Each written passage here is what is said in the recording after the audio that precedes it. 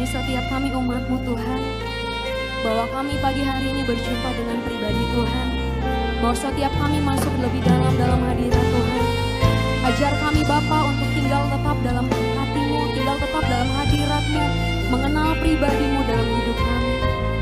Terima kasih Tuhan Yesus.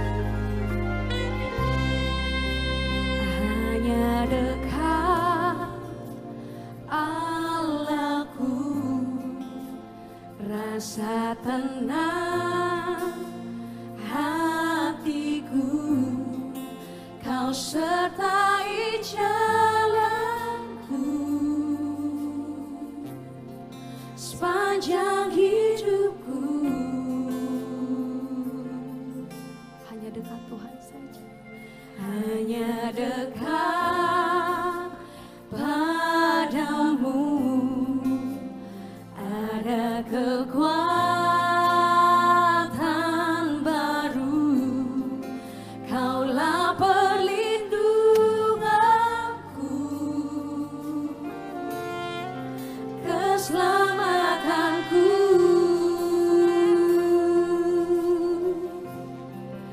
Ku ingin selalu bersekutu denganmu, menikmati hadirat-Mu.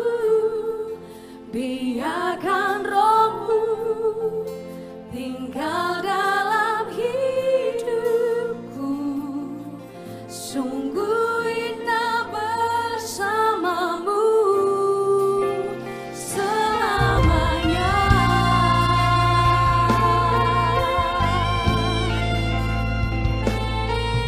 Bahwa setiap kami dekat di hati-Mu Tuhan, mari bersama-sama nyatakan, hanya dekat Allahku, rasa tenang hatiku, Kau sertai jalanku sepanjang hidupku, sepanjang hidupku. Hanya dekat-Mu, hanya dekat padamu ada kekuatan baru. Kaulah perlindunganku, oh, keselamatanku.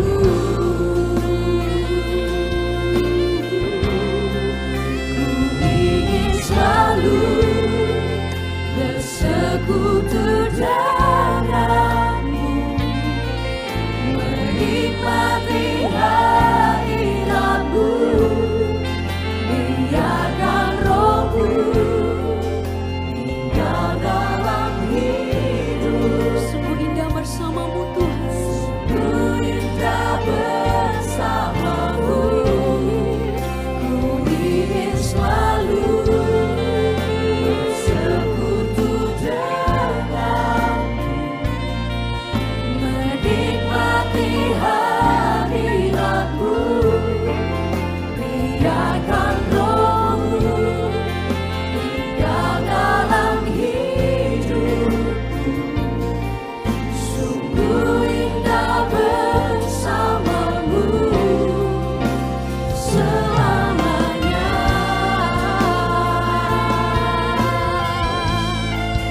Indah bersama-Mu.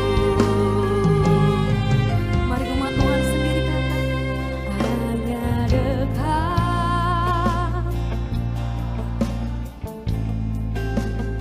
rasa tenang,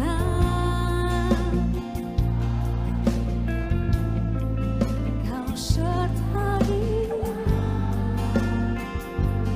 Ini iman kami Tuhan sepanjang hidupku, sebab Tuhan tidak pernah meninggalkan kami.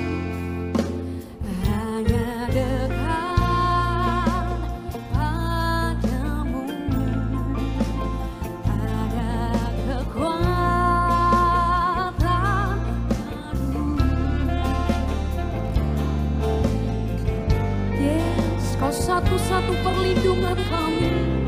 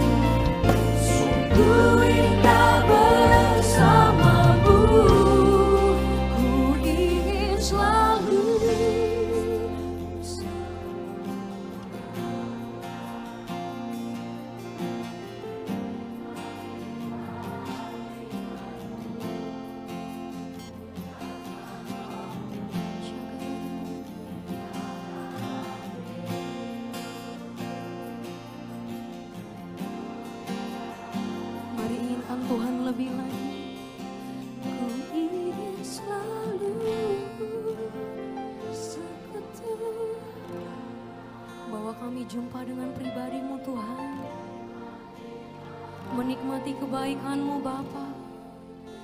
Biarkan Roh-Mu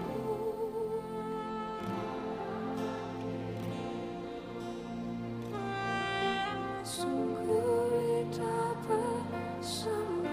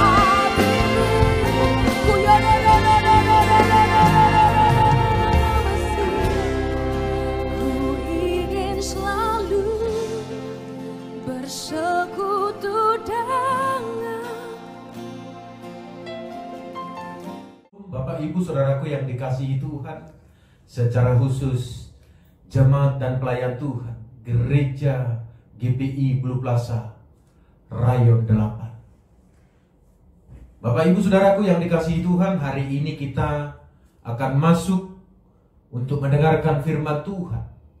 Dan sebelum kita mendengarkan firman Tuhan, kita terlebih dahulu bersatu di dalam doa.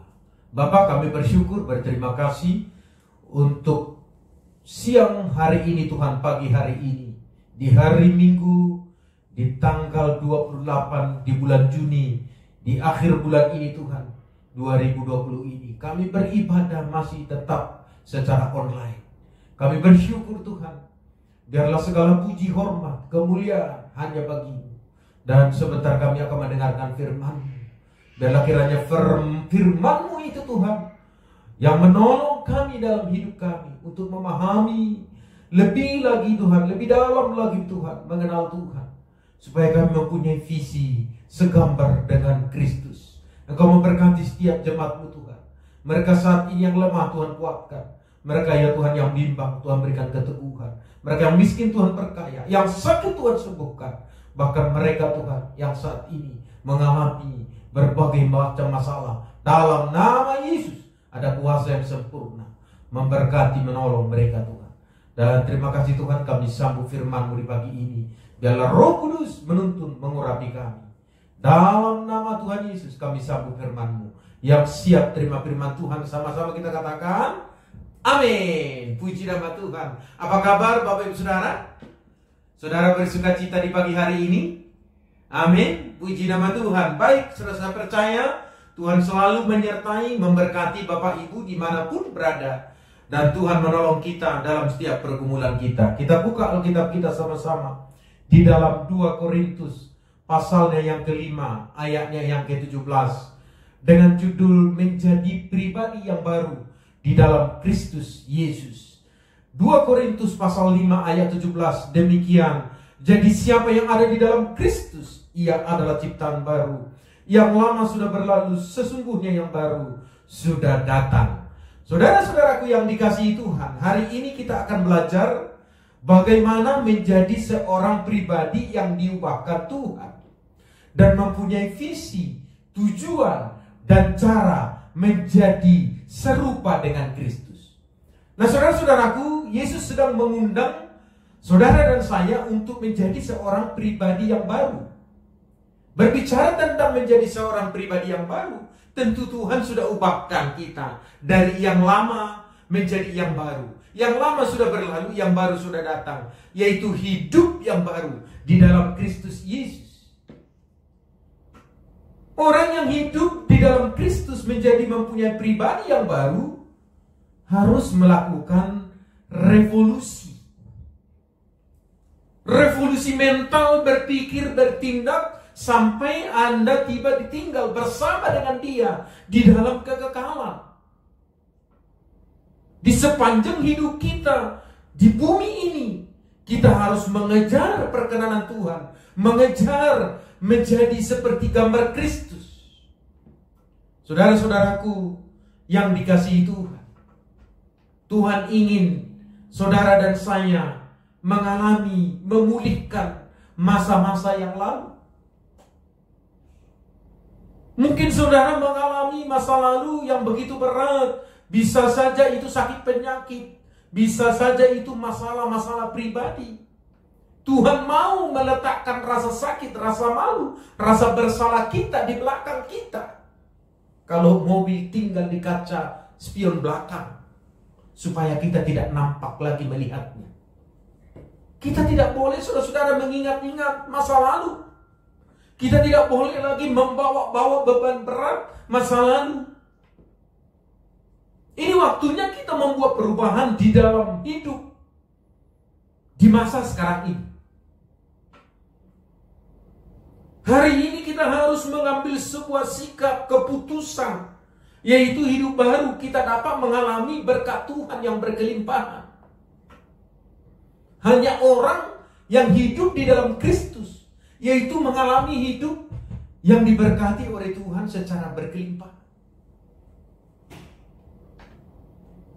Saudara-saudaraku, Tuhan Yesus sebelum meninggalkan bumi ini, Tuhan berpesan kepada saudara dan saya, kepada murid-muridnya ketika itu. Dia memberikan janji yang indah kepada saudara dan saya, menawarkan undangan sekaligus. Apa itu undangan Tuhan Yesus, saudara-saudara yang dikasihi Tuhan? Jangan gelisah hatimu, percayalah kepada Allah, percaya jugalah kepadaku. Di rumah Bapakku banyak tempat tinggal. Aku akan datang kembali, membawa kamu ke tempatku, supaya di tempat di mana aku berada, di situ pun kamu berada. Wow, luar biasa Bapak Ibu Saudara. Berarti dengan kata lain, saudara-saudara, saya mau katakan janji Tuhan ini adalah ya dan amin. Yesus bukan hanya menyiapkan tempat untuk saudara dan saya. Dia ingin juga mengubah hidup saudara menjadi makin serupa dengan gambar Dia. Saudara sebagai contoh, sama dengan turbin angin yang raksasa yang gede. Dia hanya bergerak itu digerakkan oleh angin, dan angin itu tidak nampak dan tidak kelihatan. Sama dengan kehidupan saudara dan saya. Kalau boleh saya katakan bahwa kehidupan kita bergereja, kehidupan kita ini bisa bergerak karena kuasa Roh Kudus. Dan Roh Kudus itu kita tidak bisa melihatnya secara mata jasmani kita, hanya dengan mata rohani kita. Jadi hanya orang yang bersandar kepada kuasa Roh Kudus mengalami kuasa, mengalami kekuatan, mengalami perjumpaan dengan Tuhan. Saudara-saudara, undangan Tuhan Yesus adalah membangun kerajaan Allah. Itu yang paling penting yang harus kita garis bawahi. Maka itu sebabnya hari ini kita harus membuat sebuah keputusan untuk mengubah hidup saudara dan saya. Dan kita menjadi misi Tuhan, mengubah dunia ini melalui orang-orang yang terdekat kita. Dan saudara mungkin bingung, Pak, bagaimana saya harus memulai? Bagaimana caranya? Ada beberapa praktis untuk memulai menjadi serupa dengan Kristus. Dr. William menjelaskan ada 3 langkah memiliki arah, kekuatan, kuasa, motivasi, energi, dan ketangguhan. Yang pertama, coba kita perhatikan di dalam Filipi 3:17 dikatakan, saudara-saudara, ikutilah teladanku dan perhatikanlah mereka yang hidup sama seperti kami yang menjadi teladanmu. Jadi yang pertama, saudara-saudara yang dikasihi Tuhan, kita harus mempunyai visi, kita harus mempunyai vision. Berbicara tentang visi, artinya adalah Paulus katakan, ikutilah teladanku, ikutilah perkataanku, tingkah lakuku, kasihku, kesetiaanku, kesucian hidupku. Jadi cara yang pertama, bagaimana kita harus memulainya? Harus dimulai dengan visi, yaitu visi di dalam Kristus, seperti visi Kristus. Yesus ingin saudara dan saya menjadi seperti Dia. Ketika Dia ada di bumi, saudara, Dia menunjukkan betapa Dia punya kasih yang sempurna. Kasihnya tidak terbatas, saudara-saudara. Dia selalu menaruhkan empati yang mendalam. Ketika Dia melihat orang yang sakit, maka hatinya, saudara, tergerak untuk memulihkan, menyembuhkan. Ketika Dia melihat orang yang berdosa, ya mereka yang jatuh ke dalam perzinahan, maka tergeraklah hatinya, ingin rindu mengampuni, ingin rindu memulihkan. Ketika Dia melihat orang yang miskin, hatinya tergerak, dia empati dan memberkati. Ketika Dia melihat orang yang kelaparan, hatinya tergerak dan memberi mereka makan. Saudara-saudaraku yang dikasihi Tuhan, sekali lagi, Yesus rindu ingin saudara dan saya menjadi seperti Dia. Nah, coba kita cek, saudara-saudara, apakah kita sudah menjadi teladan dalam kehidupan ini? Coba kita cross check, saudara-saudara, dengan jujur di depan Tuhan. Apakah kita sudah mempunyai kasih, pengorbanan tanpa syarat, serta mengasihi orang lain? Bagaimana sikap hati kita, saudara, terhadap sesama seiman dengan yang lain? Apakah saudara mengasihi mereka? Apakah saudara menghargai mereka? Atau saudara bersikap acuh terhadap mereka? Yang kedua, sukacita. Apakah situasiku? Adakah kesadaran bahwa kita adalah warga negara surga, bukan warga dunia ini? Karena dunia ini hanya mengejar perkara duniawi. Dan yang ketiga, saudara-saudara, apakah kita mempunyai damai sejahtera dalam segala hal, berdamainya dengan Allah, dengan sesama? Apakah saat ini kita sudah berdamai dengan sesama? Ataukah justru lebih banyak musuh, lebih banyak yang kita benci, atau orang membenci kita daripada orang yang mengasihi, atau dengan kita berdamai dengan orang lain? Apakah ada kesabaran? Apakah kita bisa sabar di bawah tekanan hidup ini, apapun persoalan? Apakah kita ada kesabaran? Apakah kemurahan hati, kebaikan, melakukan hal yang benar dengan orang lain, bukan karena ada maunya? Apakah kita punya kesetiaan membangun nama baik dengan Allah dan sesama dalam kesetiaan di dalam Kristus? Apakah kita mempunyai kelemah lembutan? Apakah ada perhatian dalam menghadapi sesama di tengah-tengah persoalan yang kita hadapi di dunia ini? Apakah ada penguasaan diri? Adakah pengendalian diri dalam hidup saudara dan saya? Ketika mengalami situasi yang tidak normal, atau justru kita yang lebih dulu emosi? Adakah pengharapan menghadapi kesulitan hidup? Apakah kita ada pengharapan menghadapi kematian? Adakah pengharapan dalam Kristus Yesus? Dan yang terakhir, adakah kerendahan hati di dalam Bapak, Ibu, Saudara, dan saya? Menganggap orang lain lebih penting daripada hidup kita. Mengutamakan orang lain. Jadi jangan selalu saudara-saudara, aku, saya, untukku, untuk saya. Ini saatnya kita memikirkan orang lain. Bukan karena kita kaya secara materi, tetapi kita kaya di dalam Kristus, kaya di dalam kasih, kaya di dalam kemurahan, kaya di dalam kerendahan hati, kaya di dalam pengharapan. Jika saudara dan saya sudah menjadi orang seperti ini dan menularkan kepada orang lain, orang yang di sekitar kita, saudara kita, tetangga kita, orang-orang yang terdekat dengan kita, saya percaya Anda akan melihat sebuah komunitas yang dipenuhi kualitas-kualitas Allah. Maka tidak lama Tuhan Yesus akan segera datang. Kalau jaringan ini terus melebar sampai ke ujung bumi. Pertanyaan saya, apakah ini visi Anda saat ini? Apakah menjadi seperti Yesus lebih penting bagi saudara dan saya daripada karir, penghasilan, daripada gelar, daripada materi, daripada hal-hal yang lain yang sifatnya ini adalah sementara di dunia ini? Saudara-saudara, kalau mau jujur, ini yang disebut berhasil dan beruntung. Dunia telah terkontaminasi dengan keberadaan dunia ini. Dianggap hanya orang yang kaya, yang mempunyai jabatan, yang punya harga diri. Mereka yang mempunyai kerohanian, hidupnya suci, hidupnya benar, hidupnya diberkati, hidupnya penuh dengan kuasa Roh Kudus. No, saudara-saudara. Makanya Paulus katakan, ikutilah teladanku. Apa artinya hidupilah teladanku? Dari seluruh aspek kehidupan kita, dari seluruh tindakan kita, perbuatan, perkataan, gerak-gerik, liku-liku kehidupan kita akan ditonton, akan dilihat, akan disaksikan oleh dunia, dan terutama keluarga orang terdekat kita.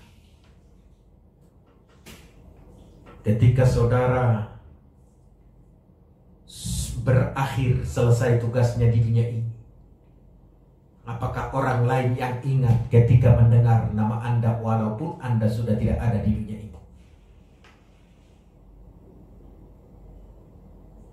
Saudara-saudara, setiap hari saya pasti mendoakan anak-anak saya supaya mereka hidup seperti Kristus, berhasil di dalam meraih kebutuhan-kebutuhan rohani dan jasmani.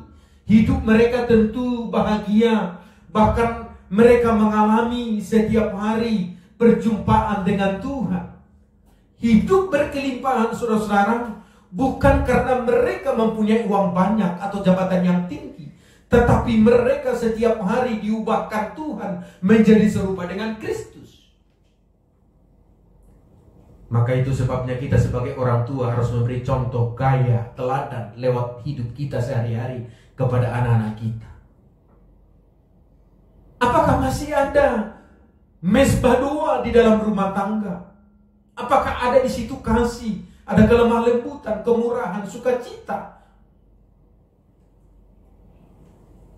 Saudara-saudara yang dikasihi Tuhan, visi ini secara progresif seharusnya menguasai hidup kita setiap saat.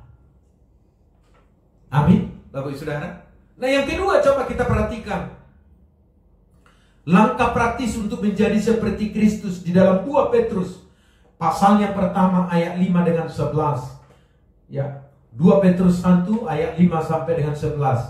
Justru karena itu kamu harus dengan sungguh-sungguh berusaha untuk menambahkan kepada imanmu kebajikan, dan kepada kebajikan pengetahuan, garis bawahi saudara, kebajikan kepengetahuan, dan kepada pengetahuan penguasaan diri, kepada penguasaan diri ketekunan, dan kepada ketekunan kesalehan, dan kepada kesalehan kasih akan saudara-saudara, dan kepada kasih akan saudara-saudara kasih akan semua orang. Sebab apabila semuanya itu ada padamu dengan berlimpah-limpah akan semua orang. Sekali lagi saya ulang. Sebab apabila semuanya itu ada padamu dengan berlimpah-limpah, kamu akan dibuatnya menjadi giat dan berhasil dalam pengenalanmu akan Yesus Kristus Tuhan kita. Tetapi saudara perhatikan, barang siapa tidak memiliki semuanya itu, ia menjadi buta dan picik, karena ia lupa bahwa dosa-dosanya yang dahulu telah dihapuskan. Di ayat 10 dikatakan, karena itu saudara-saudaraku, berusahalah sungguh-sungguh supaya panggilan dan pilihanmu makin teguh.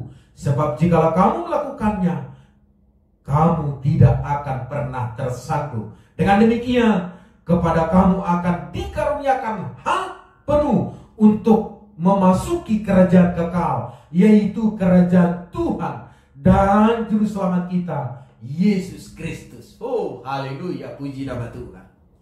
Jadi yang kedua, saudara-saudara yang dikasihi Tuhan, langkah praktis untuk menjadi seperti Kristus, seperti gambar Kristus. Yang kedua adalah kita harus mempunyai tujuan. Kalau yang pertama tadi visi, yang kedua ini kita adalah tujuan.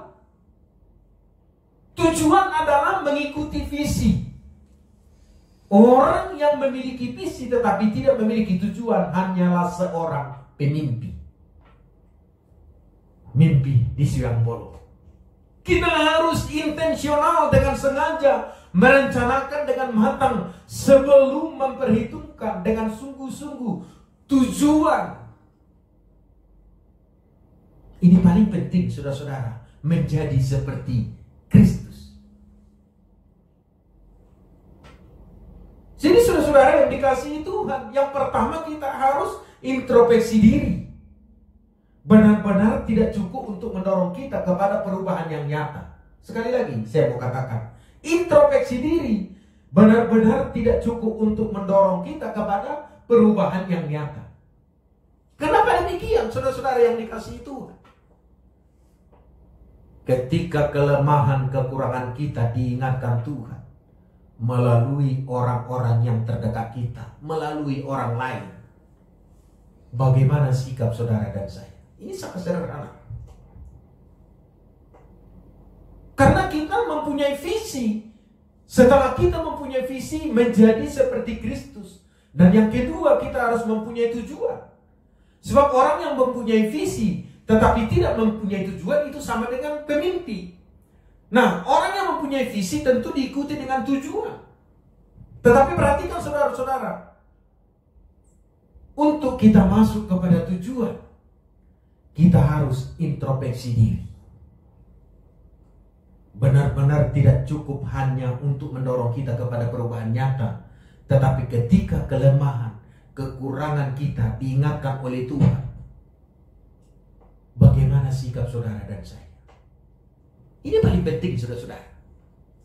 Ada banyak orang yang menyangkal, saudara-saudara, ini bukan benar-benar tentang aku. Kalau diingatkan kelemahan, kekurangan, kesalahannya, bisa melalui suami, bisa melalui istri, bisa melalui anak-anak, bisa juga melalui pendeta, gembala, bisa juga melalui orang yang terdekat atau orang-orang yang mengasihi.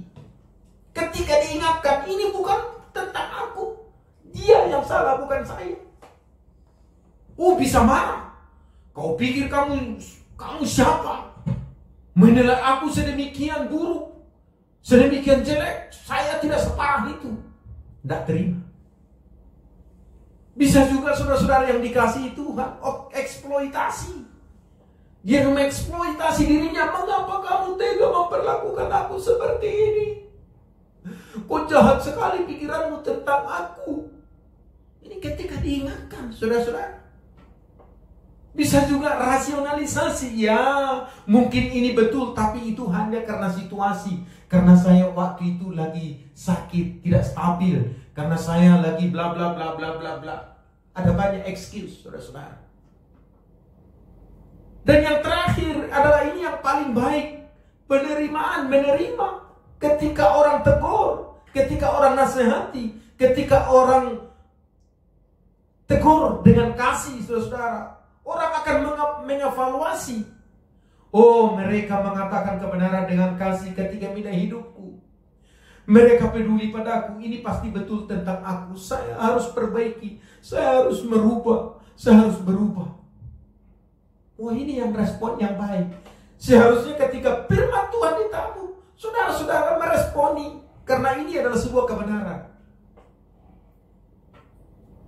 Sebagai contoh, saudara-saudara, saya sebagai orang Batak. Bagaimana budaya Batak, saudara-saudara, saya tidak berkata semua orang Batak demikian. Tetapi karena saya orang Batak, saya tahu karakternya. Sebagai orang Batak paling susah ditegur, dinasihati, diingatkan, saudara-saudara. Karena mereka merasa lebih pintar, mereka lebih kaya, mereka lebih hebat, mereka lebih cantik, mereka lebih ganteng, dan lain sebagainya. Ketika ditegur, wah, emang lu siapa? Lu gak tahu gue siapa? Ini lebih banyak ini makan asam garam. Ya lama-lama lu udah lama-lama kena hipertensi kalau kebanyakan makan garam. Itu sebabnya sekali lagi saya mau katakan, mengakui kekurangan kita dan tentu memperbaiki dengan visi menjadi seperti Kristus, dengan tujuan memiliki ketulusan bagaimanapun situasinya. Saya ulang sekali lagi Bapak Ibu Saudara. Visi kita adalah menjadi seperti Kristus dengan tujuan memiliki ketulusan bagaimanapun situasinya. Jadi tidak hidup picik, saudara-saudara. Hidup jujur, tulus, ikhlas apa adanya di dalam kehidupan ini di hadapan Tuhan. Kalau salah, katakan salah. Kalau benar, katakan benar. Lebih daripada itu, pasti adalah perbuatan jahat. Nah, firman Tuhan ini, saudara-saudara, adalah untuk mengubahkan kita supaya kita mempunyai visi di dalam kehidupan ini dan tujuan. Nah, ini yang disebut dengan, ini maksudnya kegagalan, kekecewaan, kekurangan, kesalahan pada masa lalu tidak lagi menjadi hambatan untuk maju ke masa depan. Ada banyak orang tidak mau berubah, saudara-saudara. Dia ingat-ingat terus kesalahannya. Dia ingat-ingat kelemahannya. Dia ingat-ingat kekurangannya. Yang menjadi masalah siapa, Bapak Ibu Saudara? Dia sendiri. Makanya ada penelitian, saudara-saudara, di Universitas Regent di Amerika, memakai 30 pemikiran pokok yang disoroti, membandingkan orang yang memiliki visi dan tujuan untuk bertumbuh rohani mereka dengan orang yang hanya memiliki visi. Saudara perhatikan hasilnya. Mereka menemukan orang dengan sasaran, dengan tujuan yang jelas. Mereka bertumbuh jauh lebih besar daripada orang yang tidak memiliki rencana apa-apa. Perhatikan saudara-saudara. Nah, hal ini juga berlaku buat saudara dan saya. Visi harus disertai dengan tujuan dan fokus dengan jelas. Dan yang ketiga, coba kita perhatikan. Langkah praktis menjadi seperti Kristus. Kita harus mempunyai cara. Kalau yang pertama punya visi, menjadi seperti Kristus. Yang kedua, mempunyai tujuan, saudara-saudara. Tujuan dalam hidup kita, mempunyai tujuan dan fokus yang jelas, saudara-saudara yang dikasihi Tuhan. Nah, yang ketiga ini adalah mempunyai cara. Di dalam Filipi 4 ayat 8-9 dikatakan, jadi akhirnya saudara-saudara, semua yang benar, semua yang mulia, semua yang adil, semua yang suci, semua yang manis, semua yang sedap didengar, semua yang disebut dengan kebajikan dan patut dipuji, pikirkanlah semuanya itu. Dan apa yang telah kamu pelajari, dan apa yang telah kamu terima, dan apa yang telah kamu dengar, dan apa yang telah kamu lihat padaku, lakukanlah itu. Maka Allah sumber damai sejahtera akan menyertai kamu. Jadi yang kedua sekali lagi adalah kita harus mempunyai cara. Caranya bagaimana? Memiliki tujuan yang baik, rencana yang baik, dan praktis secara tepat untuk bertumbuh menuju keserupaan dengan Kristus Yesus. Jika seorang sungguh-sungguh percaya dalam hati bahwa Allah terlibat dan peduli dengan kehidupanku sehari-hari. Saudara-saudara yang dikasihi Tuhan, maka pasti ada terjadi perubahan besar, sukacita setiap hari menjalani kehidupan ini. Kalau kita menyadari dan kita mau merubah hidup kita ini menjadi serupa dengan Kristus, hidup tulus, ikhlas, murni, menjalani kehidupan ini apapun adanya. Dan kita mempunyai cara. Dan cara bagaimana kita menjalani kehidupan ini. Ini yang harus kita perhatikan, saudara-saudara yang dikasihi Tuhan. Nah, untuk bergerak maju secara rohani, ada beberapa penerapan menurut kita dengan cara. Nah, bagaimana cara kita untuk berjalan di dalam visi dan tujuan Tuhan? Yang pertama adalah pemahaman Alkitab tentang Allah yang personal. Seringkali sukacita kita dicuri oleh iblis, dicuri oleh dunia ini, saudara-saudara. Maka hidup kita ini serasa berat sekali. Karena tidak ada orang yang peduli dengan kita, rasanya berat sekali. Maka jangan heran saudara-saudara yang dikasihi Tuhan, sehingga kita sering tidak bersemangat, tidak menikmati hidup ini. Serasa tidak punya Tuhan, serasa tidak punya pengharapan, serasa tidak punya kasih dan iman. Saudara-saudara, saya mau katakan kita harus bisa mengelola apapun situasinya, situasi negatif, situasi yang positif dalam kehidupan kita. Kita harus percaya bahwa berkat itu turun dari atas ke bawah. Jadi Tuhan tahu kelemahan kita, Tuhan tahu keberadaan kita, Tuhan tahu kemampuan pola pikir kita, Tuhan tahu seberapa kuat kita menanggung beban kita.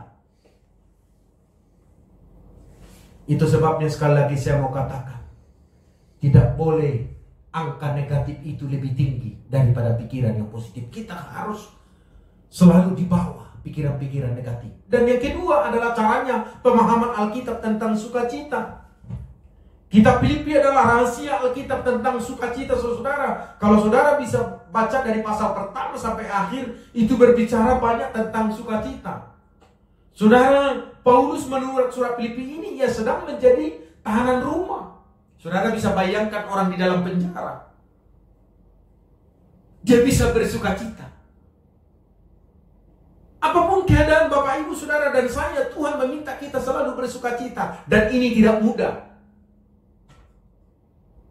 Untuk meningkatkan sukacita seseorang, tidak hanya mempelajari, tetapi juga menerapkannya dalam kehidupan ini. Pak, bagaimana dong Pak? Saya menghadapi duka cita, tetapi bisa bersukacita. Bagaimana dong Pak? Saya bersukacita menghadapi tekanan sakit penyakit. Bagaimana dong Pak? Saya bersukacita mengalami tekanan hidup, ekonomi, dan lain-lain sebagainya.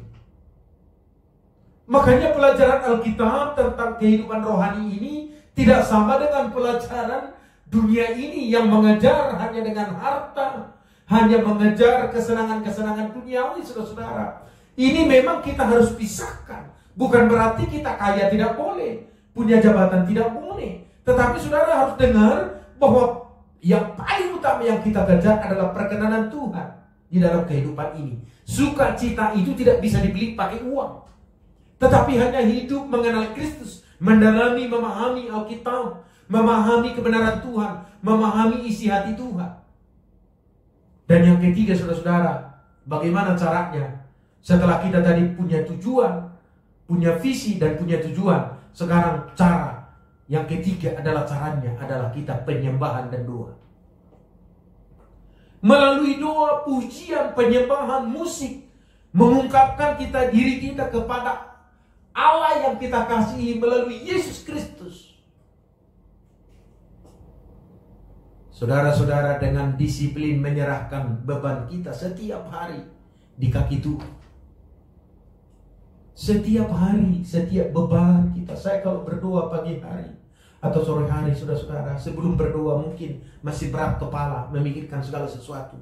Tetapi ketika kita berdoa, memuji, menyembah, rasa-rasanya beban itu kita taruh di kaki Tuhan. Begitu kita selesai berdoa, saya seringkali Tuhan mengalami pertolongan Tuhan melalui doa, pujian dan penyembahan. Oh, rasanya ringan, enteng, karena kita sudah taruh di kaki Tuhan.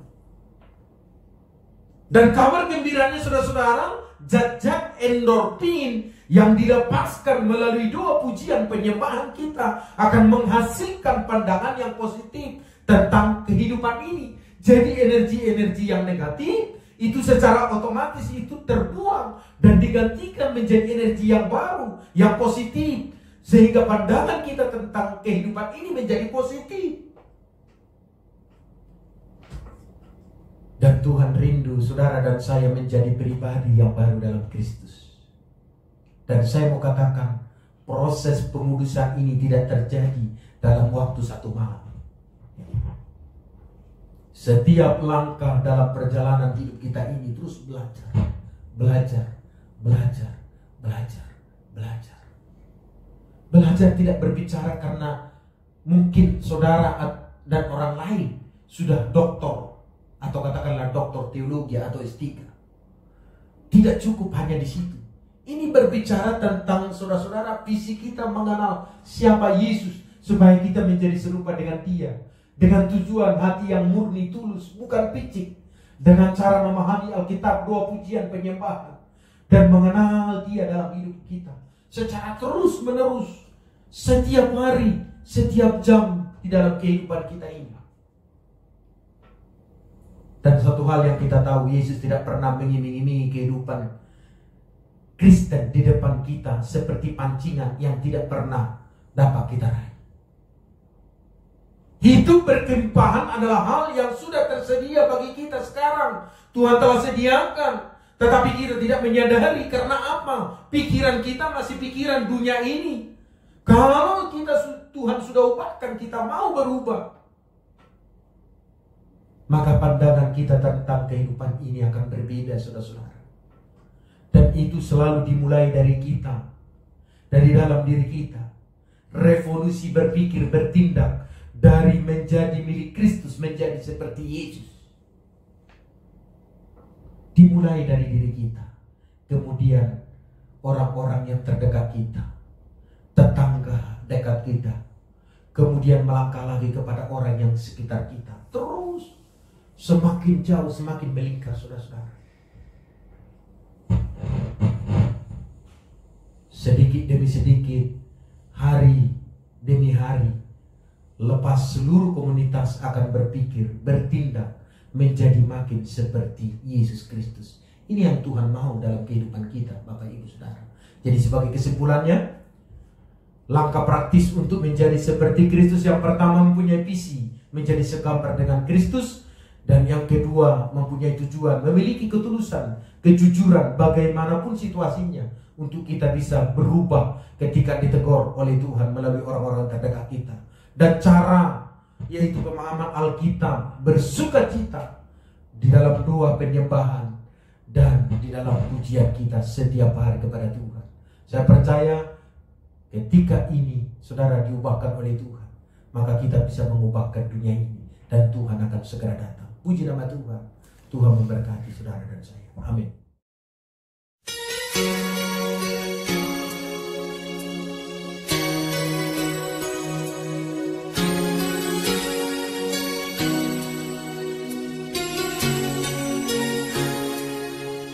Bagaikan bejana siap dibentuk, demikian hidupku di tanganmu. Dengan urapan kuasa Roh-Mu, ku dibaharui selalu. Jadikan ku dalam rumah-Mu, inilah hidupku di tangan-Mu. Bentuklah seluruh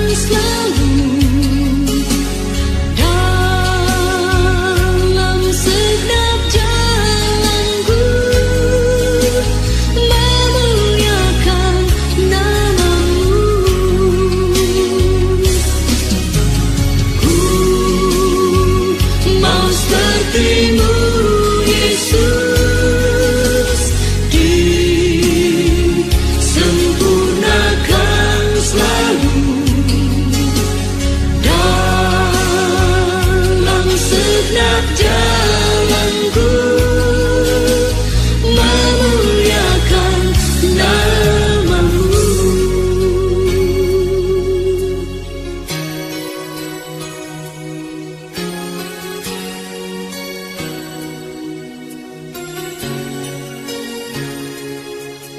Bagaikan bejana siap dibentuk, demikian hidupku di tangan-Mu.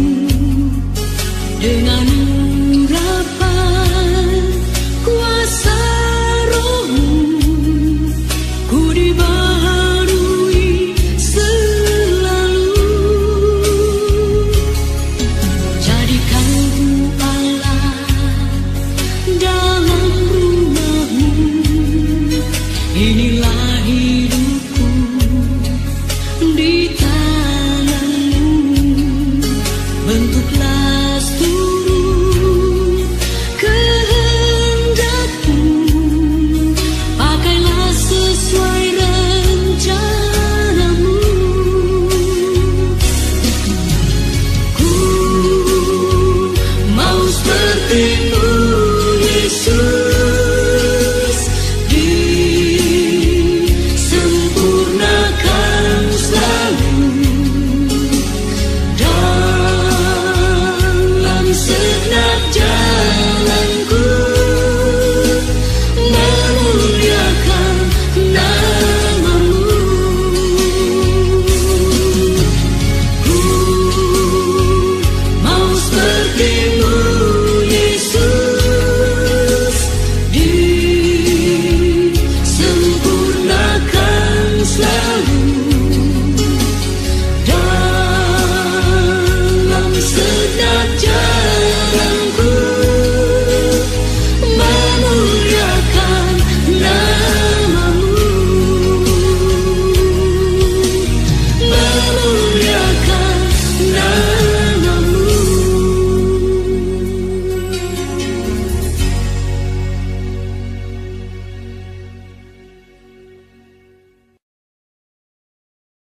Bapa, kami bersyukur, berterima kasih. Kami sudah mendengarkan firman-Mu, kami sudah diberkati oleh Tuhan.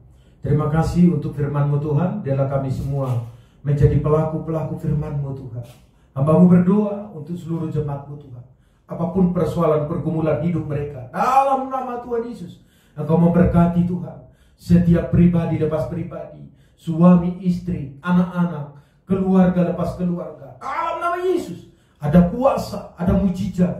Engkau memberkati setiap pergumulan, setiap persoalan, pekerjaan, keuangan Tuhan cukupkan. Bahkan setiap persoalan mereka, dalam nama Yesus ada kuasa. Sembuhkan segala sakit penyakit Tuhan, dalam nama Yesus. Kuasa-Mu sempurna memberkati anak-anak-Mu Tuhan, dimanapun mereka berada. Kami percaya mereka dalam perlindungan Tuhan. Engkau mengajar, membimbing, supaya hidup kami Tuhan mempunyai visi, yaitu menjadi seperti Kristus Yesus, dan mempunyai tujuan hidup memiliki ketulusan, kejujuran, apapun situasinya. Dan kami Tuhan mempunyai cara, yaitu pemahaman Alkitab dengan sukacita, dengan dalam doa, pujian, penyembahan setiap hari, semakin mengenal Kristus di dalam kehidupan ini. Terima kasih Tuhan. Biarlah firman-Mu menjadi rema dalam setiap hidup jemaat-Mu Tuhan, dalam setiap hidup kami Tuhan. Berkati setiap jemaat-Mu Tuhan, menjadi berkat dimanapun berada. Kami serahkan dalam tangan-Mu. Tuhan menyertai dan memberkati. Tuhan, kami berdoa sebentar di bulan Juli, kalau Tuhan izinkan, kami akan memulai ibadah offline. Biarlah Tuhan Engkau memberkati rencana ini, sehingga segala sesuatunya berjalan dengan lancar sesuai dengan kehendak-Mu. Kami tidak tahu di minggu keberapa, tetapi kami percaya di bulan Juli kami akan segera mulai ibadah offline Tuhan. Berkati semua jemaat-Mu Tuhan. Terima kasih Tuhan. Kami mengangkat tangan buat bangsa kami, buat kota kami Tuhan. Engkau memberkati berlimpah-limpah. Biarlah Tuhan melalui pandemi ini orang semakin mengenal Tuhan secara pribadi, percaya kepada Yesus Kristus sebagai Tuhan dan Juru Selamat. Terima kasih Tuhan. Dan sebelum kami Tuhan melakukan aktivitas kami dan meninggalkan tempat kami untuk beribadah ini, dan sebelumnya kami akan terlebih dahulu menerima berkat daripada Tuhan sendiri. Mari arahkan hatimu, angkat tanganmu tinggi-tinggi, buka hatimu, terimalah berkat daripada Tuhan kita. Biarlah kiranya berkat dari Allah Bapa, cinta kasih dari Tuhan kita Yesus Kristus, dan melalui kuasa Roh Kudus menyertai, memberkati kita mulai saat ini sampai dengan Maranatha. Tuhan Yesus datang menjemput kita di awan-awan yang permai. Yang sudah diberkati Tuhan, sama-sama kita katakan amin. Tuhan Yesus memberkati Bapak Ibu Saudara. Haleluya.